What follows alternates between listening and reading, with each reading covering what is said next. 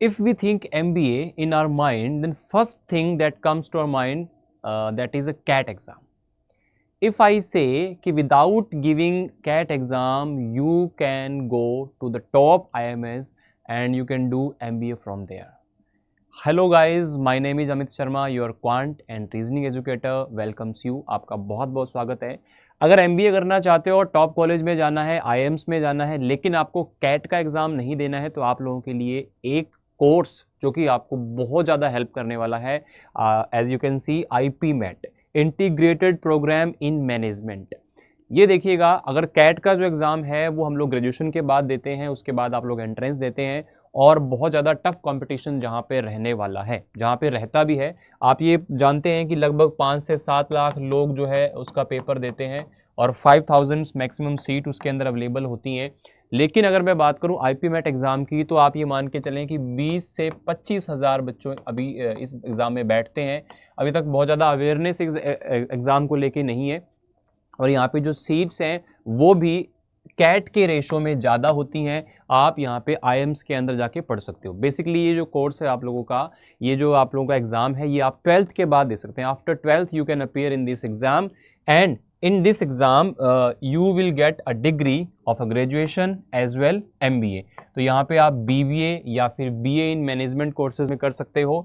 तो BBA और MBA की 5 ईयर की एक इंटीग्रेटेड प्रोग्राम होती है जिसके अंदर आप लोगों को स्टार्टिंग से ही IIMs के अंदर पढ़ने का मौका मिलता है. तो कौन कौन से IIMs हैं जो इसके अंदर आते हैं, जहाँ पे आप लोग IPMAT का एग्ज़ाम क्रैक करने के बाद जा सकते हो. So let me tell you the things. Here are the list जिसके अंदर आप लोग जा सकते हैं. First of all you can see IIM Indore. It's a good college, top IIM you can say. IIM Rohtak, IIM Bodh Gaya, IIM Ranchi, NIRM university, NALSAR university है ना, law university of Hyderabad, IIFT Kakinada, TAPMI Bangalore and TAPMI Manipal. So these are top universities guys. If you crack this exam, literally देखो, जो cat के बाद में जो बच्चे जो हैं IIMs में जाते हैं, IIM रोहतक में या IIM इंदौर में जाते हैं, आप 12th के बाद ही अगर आप एक बार आप एग्ज़ाम को क्रैक कर लेते हैं तो आपका दोबारा आपको कोई भी एंट्रेंस एग्ज़ाम नहीं देना पड़ेगा MBA के लिए. You will do your graduation from a reputed college and your MBA from IIM.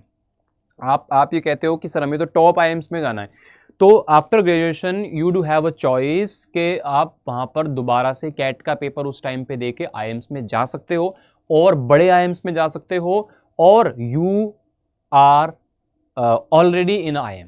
तो आप ऑलरेडी ही एक IIM में होते हैं, ये आपके लिए एक सेफ साइड होती है. सो बहुत ही बेस्ट एग्जाम उन बच्चों के लिए है जो कि 12th के बाद ही बिजनेस स्टडीज़ में या फिर मैनेजमेंट स्टडीज़ में आगे जाना चाहते हैं. सो ये बेस्ट एग्जाम आपके लिए रहने वाला है. तो आप लोगों को बता दूं इसके अंदर क्या क्या चीज़ें हैं, क्या क्या सिलेबस है. तो मेनली मैं अगर यहाँ पे बात करूँ IIM इंदौर के बारे में, तो IIM इंदौर के बारे में क्या क्या सिलेबस है. IIM इंदौर का जो सिलेबस है बच्चा, जो इसका एग्ज़ाम होता है, उसके अंदर आप लोगों को यहाँ पर quantitative ability MCQ based questions मिलते हैं और क्वांटिटिव एबिलिटी आपको सब्जेक्टिव यहाँ पर क्वेश्चंस भी मिलते हैं. तो 20 क्वेश्चन ये होते हैं और 40 क्वेश्चन ये, तो यानी कि 60 क्वेश्चंस जो है आप लोगों को क्वांट से मिलते हैं. वर्बल एबिलिटी के आपको 40 क्वेश्चन मिलते हैं, यानी कि 100 यहाँ पे आप लोगों का जो है क्वेश्चंस हो जाते हैं, है ना. और यहाँ पे आप लोग देख सकते हैं जो सब्जेक्टिव वाले हैं, ये ईच क्वेश्चन 2 नंबर का है, तो 40 40 40 120 मार्क्स का यहाँ पर आपका एग्जाम होता है. तो 100+ मार्क्स आपको यहाँ पर लाने होते हैं फॉर द टॉप IIMs.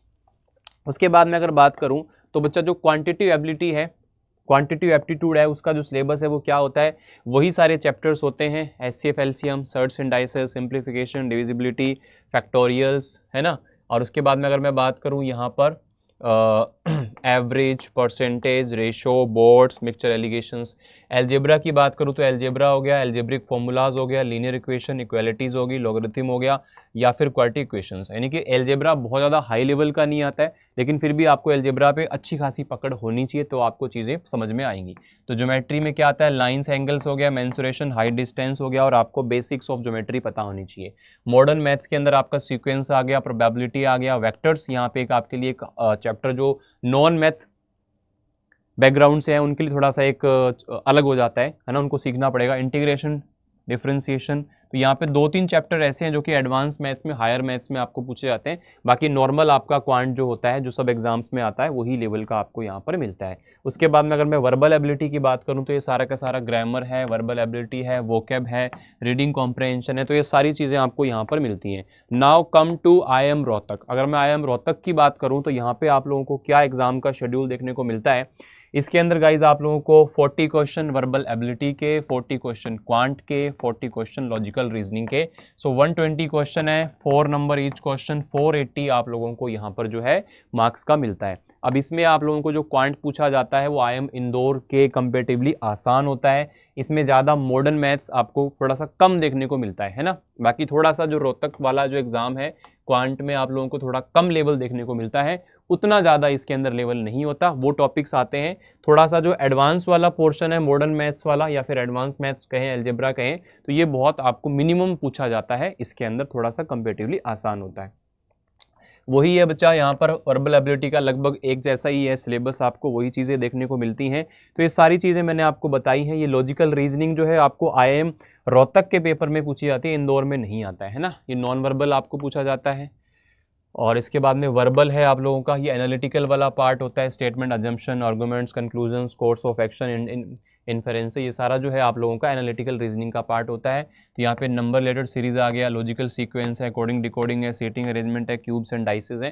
तो ये सारी चीज़ें आप लोगों को यहाँ पर सिलेबस में देखने को मिलती हैं। सो इन शॉर्ट यहाँ पे एक छोटा सा इंट्रोडक्शन मैंने आपको दिया है कि अगर आप लोग यहाँ पे IPMET एग्जाम को क्रैक करते हैं then you can go to the top IIMs without giving a CAT exam. CAT exam का डिफिकल्टी लेवल क्या इस IPMET के एग्जाम से डिफिकल्ट होता है, प्लस आप लोगों को यहाँ पे जो बेनिफिट्स मिलते हैं, इसमें आपको एक ही एग्जाम देना पड़ता है ग्रेजुएशन के लिए, और पोस्ट ग्रेजुएशन के लिए एक ही पेपर होता है, दोबारा आपको नहीं देना पड़ता। आपका जो बैकग्राउंड है वो ज़्यादा स्ट्रॉन्ग बनता है। आप 5 साल एक IIM में गुजारते हो, MBA करने वाला 2 साल गुजारता है, आपको यहाँ पर ज़्यादा इंटर्नशिप करने के मौके मिलते हैं। और आप ही मान के चलें कि एवरेज जो आप लोगों का यहाँ पर पैकेज है, अगर मैं IPMET की भी बात करूं तो एवरेज पैकेज जो है बच्चा आप लोगों का 20 से 25 लाख रुपए IPMET के थ्रू अगर आप जाते हो, MBA करके निकलते हो 5 साल का, तो 20 साल की एज में अगर आप यहाँ पे जाते हो, है ना, तो 25 साल, क्योंकि यहाँ पे 20 ईयर इसकी एज है मैक्सिमम, तो यहाँ पे 25 साल के जब आप होके निकलते हो तो भैया 25 लाख रुपए सालाना कमाने वाले व्यक्ति आप बन जाते हो।